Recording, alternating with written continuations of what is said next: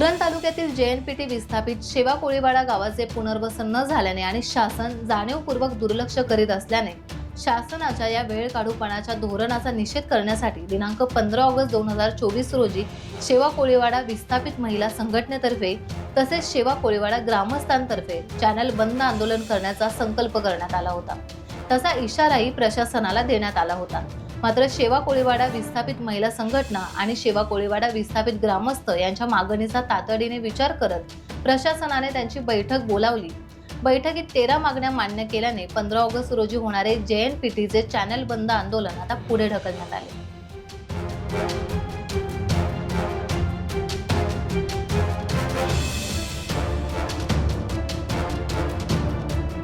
ग्रामपंचायत आहे, ती काही बिनकामाची आहे। तुम्हाला फोन केल्यावर पुन्हा मला ते डॉक्युमेंट भेटले जातात, त्याच्यामुळे ती ग्रामपंचायत विसर्जित करा, महसूलचा गाव रद्द करा आणि मेन इम्पॉर्टंट म्हणजे आमचं आता पुनर्वसनाचं तुम्ही काम चालू करा। आणि आता तुम्ही जे अजेंडा वाचतात 1 ते 13 पॉईंट आहेत, तर जे काही अधिकारी आले आहेत त्यांच्याकडनं आम्हाला कालमर्यादा असायची।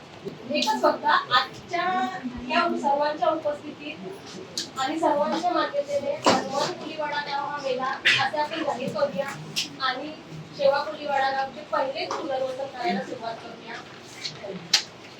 टाइम्स डिजिटलला लाईक करा, शेअर करा, सबस्क्राईब करा आणि बेल आयकॉन दाबायला विसरू नका। Times digital.